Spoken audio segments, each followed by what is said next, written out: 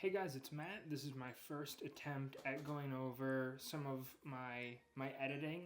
I just recorded the screen and I'm going to be going over exactly what I'm doing here. So first of all, I start a new project, I name it, and I put it in my project folder, save it to the right file, and we are ready to go.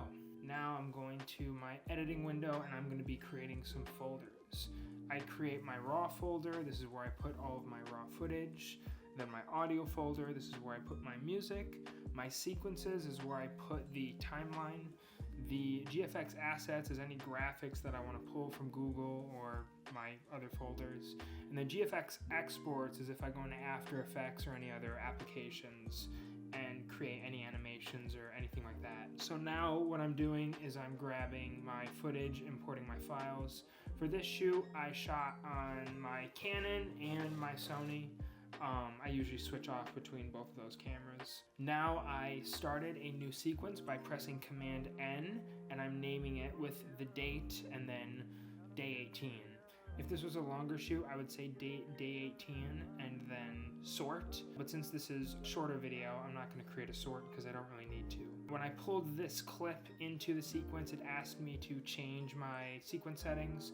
I always click keep the same and then I click scale so that my 4K footage is now on a 1080 by 1920 timeline. Right now, I am cutting out all of my boring parts. The first thing I do with every edit, audio is the first thing. I'm pretty technical on it. I try to get it right as best as I can. These little parts that I'm cutting out are the ums. There's also a lot of parts where after I talk, I like breathe in and like I take a breath, and there's an easy way that you'll see later in this video. I show you how to keyframe all that stuff out. So right now I'm just going through cutting out all of the audio.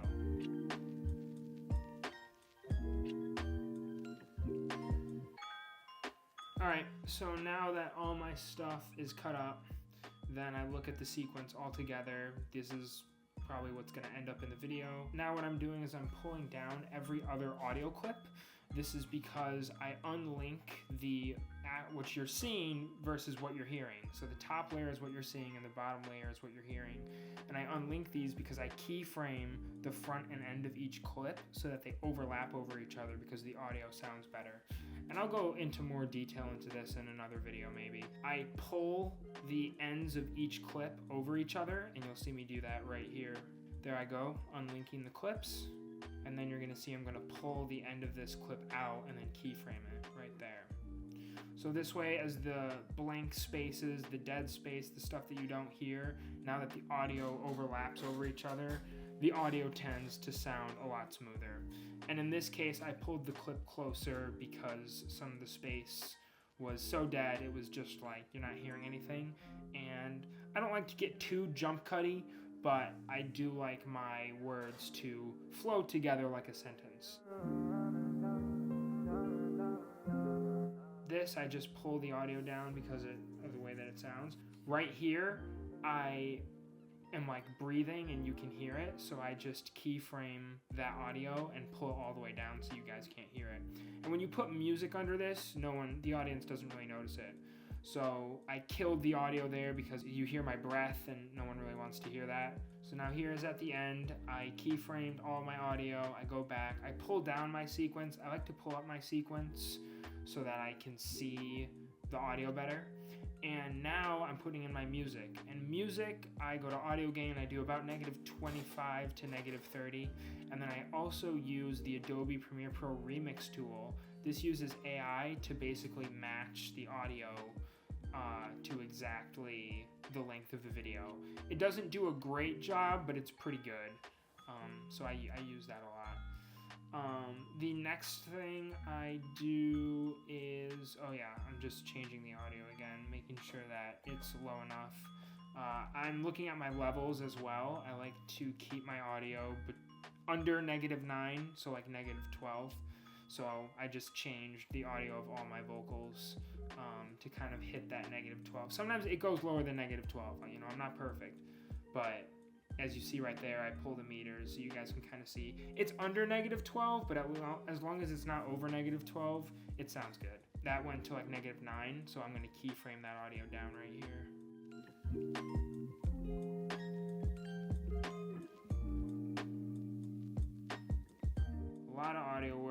keyframe the end of my music as well. Always keyframe the end of your music because it fades out better and it tells the audience that the video is going to end.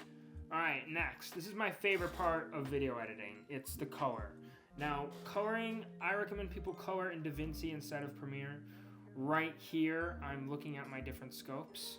So I shot this in S-Log3, I shot this in RAW. This is why you get this grayed out flat profile. So where it says input LUT, I click none and I click the Alexa default log C2 Rec 709. When I'm color grading, I always start out with the shadows. I like to pull the shadows down, the blacks down. I like to increase the highlights a little bit. I know we're pushing 90 right there, but I actually lowered it because in this case that looks better. Up the saturation, up the contrast. And then I like to mess with the temperature. I like to go a little cooler, but for this one, I think I actually went a little warmer. Not warmer, but I think I did -1. Yeah. So see that, I turned it down a little bit, just a teensy teensy. This looks good. It looks a little green, maybe a little yellowish, but you could maybe mess with that if you mess with the tints and make it a little pinker. But for this video, this was a look that I really liked and appreciated. So I stuck with it. Now I go to my other camera and I add in my B-roll. Now for my other camera, it's not as good as the Sony one that I have. Still, it records for a really long time. I got it last year and I use it a lot. I use it for a lot of different things. But it's just a camcorder, so I'm just taking my B-roll footage and I'm matching it to my A-roll footage. So now when I'm talking about, in this scene I'm talking about how I'm writing cards for my LLC. So as I'm talking about it, I put my B-roll over it to convey that message and to switch to a different shot because looking at the same shot forever is boring. This scene in particular, I sped up to like 700. Sometimes when I'm editing in my head, I'm like, oh, well, I'm talking about this. I should add this clip. So that's what I did here.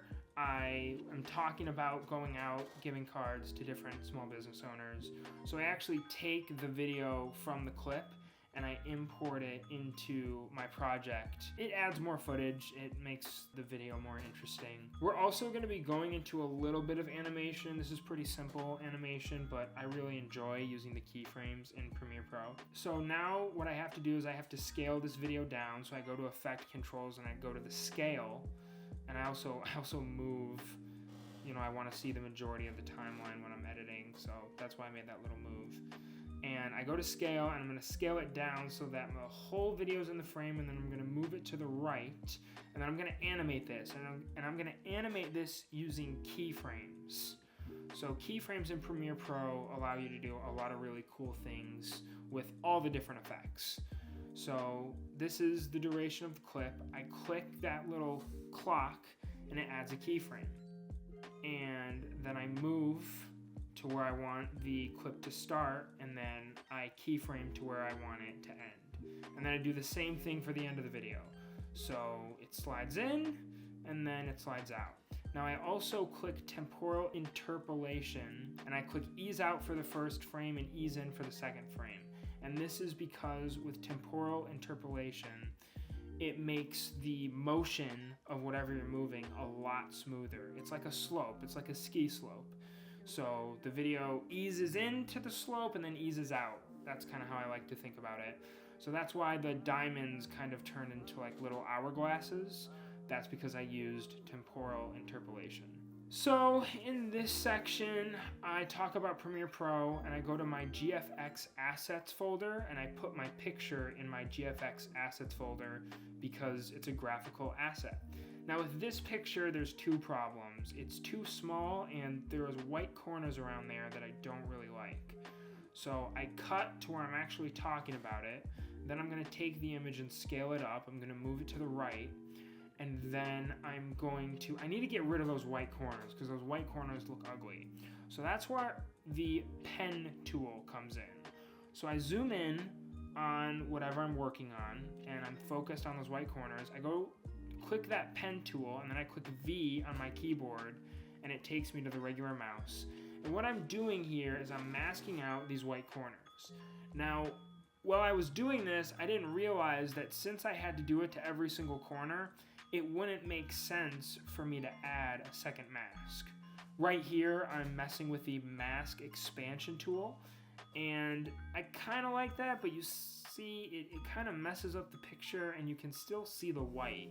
So I'm looking at that and I really don't like that, but I'm gonna move on to a different corner to see if it works on a different corner. In this one, now I'm messing with the feather and I'm turning the feather all the way down so I can get really specific and get rid of all that white, but it's still not really working the way that I want to do, even though I basically turned the mask feather off. I moved the mask and that kind of helped, and then I added the feather back, but you can still see some of that white. So I kind of moved on to a different corner because I was getting frustrated, and I thought, well, if I work on a different corner and something else works out, then I can just apply what I learned to the second corner to the first corner. So that's what I'm doing right now. I'm doing the same thing and I'm adding a second mask. The issue is that if you add a second mask here, it's just adding a mask to the mask that you already have. So even though I'm tracing it out, when I click anything, nothing's gonna work because I'm using a mask on a previous mask. Hopefully that makes sense. So I'm clicking inverted, I'm clicking a lot of different things, nothing's working. What I have to do is I have to use a mask and I have to mask out the entire logo. So I deleted the second mask because that wasn't working. I believe I delete my first mask too because I have to mask out the whole logo. So what I do is I zoom in, I'm like trying to get the whole image in frame because I have to mask out this whole, and then in order to do those little incremental zooms, I use my scroll wheel. So now instead of masking out each corner individually, now I'm just going for the whole logo. So I'm going to use the pen tool again. I'm masking out the entire logo. It's fun. I like masking. It's just basically drawing a shape. And then I connect that mask, and then all those parts kind of disappear. So there's still a little bit of white on each of the corners and I have to get rid of that. So first thing I do is I work with the feather and I kill the feather so I can get as specific as possible. And then I zoom in and I go to each corner and I zoom in a lot, 734%. And I'm basically taking each one of those points and I'm pulling them in towards the logo. See how that kills the white right there? For some reason, every time I kept clicking, it just kept adding a point, and that was really frustrating. So I pressed Command Z to get rid of those points. And now I'm just messing around with it, and it's still not really doing what I want it to do, so I'm getting annoyed again. That first corner looks better, but it's still not exactly where I want it to be. I turn on my mask, and I'm moving the points again. Get rid of that white. That's pretty good. See, that's pretty decent, and I'm really happy with that. I click off the mask to get out of those blue lines so I can see what other corner I have to look into. It's just that first corner is really messing me up, huh? So I'm using my pen tool, I'm pulling it in, pulling it in, pulling it in, and now it's working. I don't know why I don't know what I was doing wrong there, but for some reason I kept clicking points and it kept adding. Now I'm gonna add that mask back, but only a little bit, because as you can see, you can still kind of see the white. I'm happy with that. Now I could have gone on Google and just found a different image with like a transparent logo. I was in too deep. Now what I'm doing is I'm doing the same animation with keyframes that I did with the other video. It's the same exact animation. I'm letting the logo slide in from the right and exit out the right. And I'm gonna be using the temporal interpolation, just like I did with the first one, to make the motion as smooth as possible. So I click ease out on the first clip and ease in on the second clip. That's how you're supposed to do it. Looking back at this, I probably could have added a drop shadow to the logo, and I'll do that next time, but I did not think about that as I was doing this. Also, this video isn't vertical because I'm actually posting this to YouTube, because I'm gonna post this tutorial also to YouTube. I like the product now. Now what I'm gonna do is I'm gonna press X, and this little white spot is going to turn on the beginning of my timeline. So I'm gonna press X, and then I'm gonna drag that out. That's just telling the computer what I want it to film or render. And then I'm labeling it YouTube, I'm going into my files and I'm putting it in my final exports drafts folder. I always have a drafts folder in case I make an edit and I look back at the video and I made a mistake. One thing I didn't go over in this video is captions. I'll do that when I'm doing like vertical content and stuff. But yeah, this is my this is kind of my process for a small. This is kind of the workflow for my videos. For clients' videos, it's a lot more extensive, but this is just a little clip for social media. And yeah, that's the end of it. Thanks for watching.